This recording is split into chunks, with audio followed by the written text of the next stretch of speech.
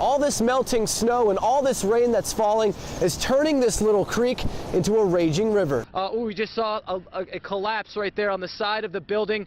That wall right there just collapsed into the fire. You can see that's where the fire is heading. It's spreading that way as we speak, and I can hear those mini explosions in the background as well. Well, Karen and Jennifer, we just arrived on the scene, and right now firefighters and rescue crews are actually just popping open the back of the semi here to try to get the cattle out of the back of the semi. If you want to take a look right here behind me. Well, Vicki, I just spoke with the trauma surgeon who treated both of these firefighters, both of these victims.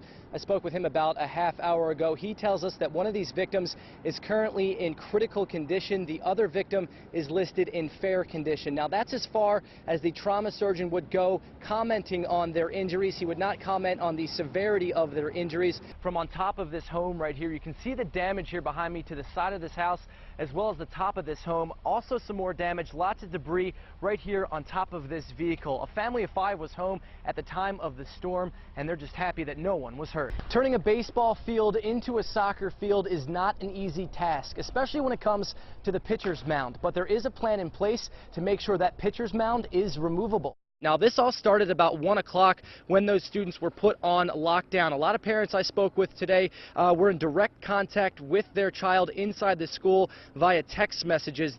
Well, Vicki, a very emotional scene down here at the intersection of West Chestnut Street and Dr. W.J. Hodge Street in West Louisville.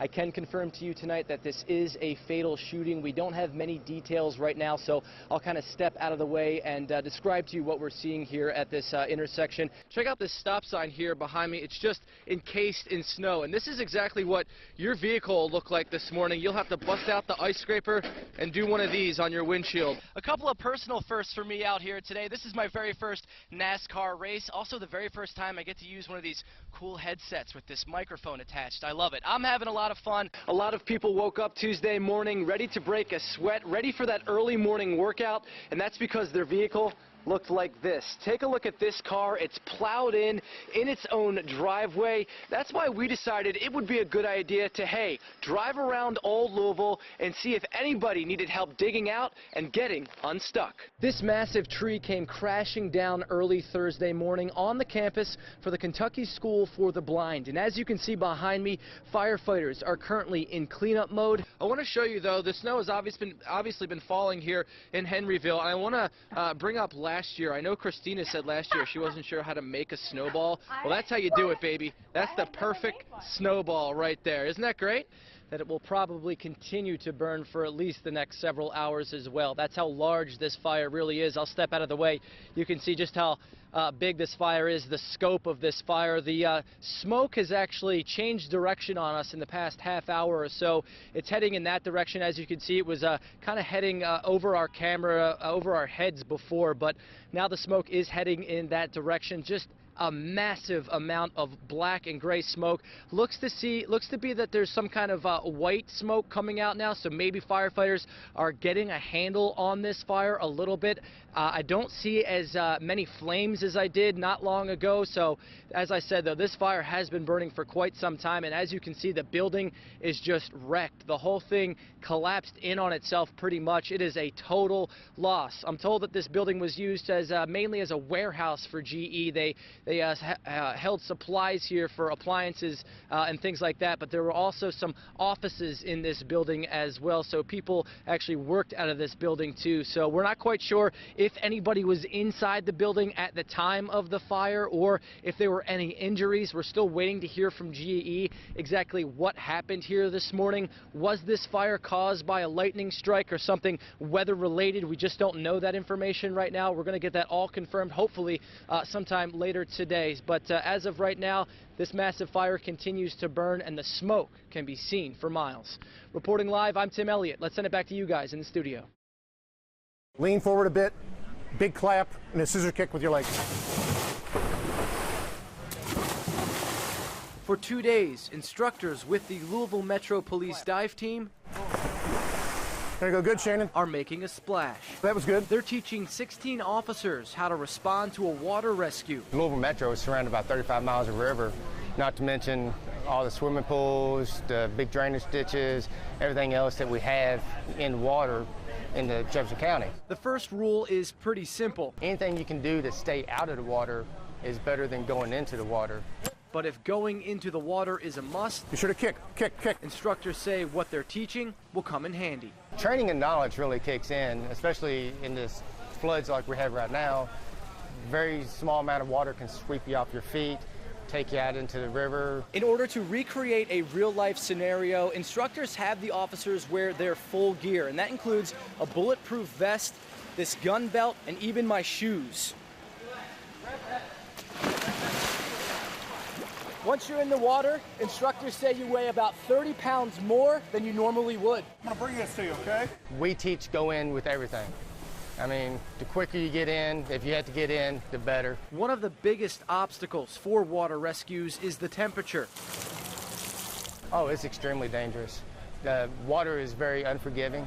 The colder the water, the more difficult the rescue. It takes about 1 minute for you to really gain your senses.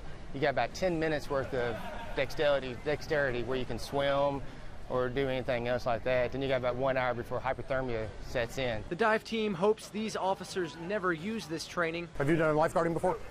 Okay, you look good. But it's good to have it And kick your legs at the same time. just in case. Tim Elliott, WLKY News. Fire destroyed everything here at this barn in Shelby County. What's left? Just the wreckage from last night. Tens of thousands of dollars worth of property and 10 show ponies are gone. Just looking at it right now, what are you thinking? Thing's gonna be a lot of work. With debris still smoking, 84-year-old R.C. Shelburne describes how his barn on Ash Avenue used to look. I had a feed room right here and a washroom right there to wash them. The barn and everything in it, now just a pile of metal. I had 10 horses on this side right here. Shelburne says just before 1 Tuesday morning, a storm rolled through this area. Heard a big noise like lightning clapping, and it woke me up. Shortly after the lightning and thunder, he heard something else. And I heard the cracking and popping, and I looked out the window, and it looked just like the yellowish light, shining. I run downstairs and run out on the deck, and look, it was a fire from one end of it to the other. Shelburne called 911. Several fire departments were there within minutes, but it was too late. Usually barns have a lot of hay and supplies in it, so usually once the hay catches on fire, it spreads pretty quickly. And the flames are shooting in the air about, look like 50, 100 feet high. And it was already beginning to fall in. It took about 25 firefighters 2 hours to put the fire out. In addition to the 10 ponies that were killed, Shelburne lost a lot of property. 16-foot flatbed trailer and a 4-wheel wagon. Also gone, expensive farm tools and machinery. Couldn't get in to get anything out of there. It was far from everything, and the whole thing was on fire. The owner of the barn says his next course of action is to clean up.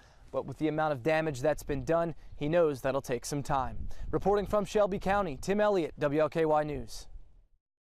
Nearly 50 members of the Kentucky Air National Guard arrived in Louisville Wednesday morning on board one of those big cargo planes after a 10-hour flight. They are now home just in time for the holidays. It's before 5 a.m. on Wednesday at the Kentucky Air National Guard base on Grade Lane in Louisville, but all these people are wide awake and full of anticipation. I'm here because my dad is getting off the plane. It's been almost 50 days since 9-year-old Peyton Flynn and his brother Noah last saw their dad, Kurt. They made these signs to welcome him home. Peyton says right now he wants to do just one thing. Hug him. And then what? Hug him again. Some waited outside in the bitter cold as the cargo plane carrying their loved ones finally touched down. There he is. Tyler! Back inside the hangar, the Foster family from Bardstown is whole once again. Look at that grin. The Fosters are also celebrating 2 other very important occasions. Happy birthday.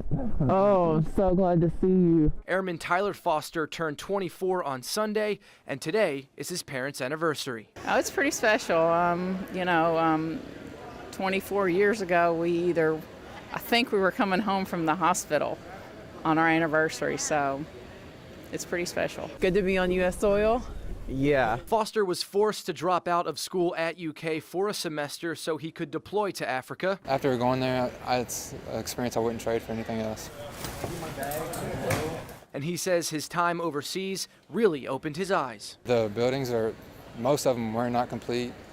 The roads weren't finished. It's just, you see how fortunate you are living in the United States when you go over there.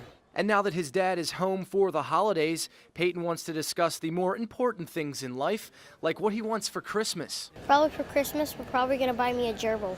I was thinking of naming them Waffles. The troops were stationed far enough away from the Ebola hot zones that they do not have to go through a 21-day quarantine. They can now go home with their families and enjoy the holidays. Tim Elliott, WLKY News.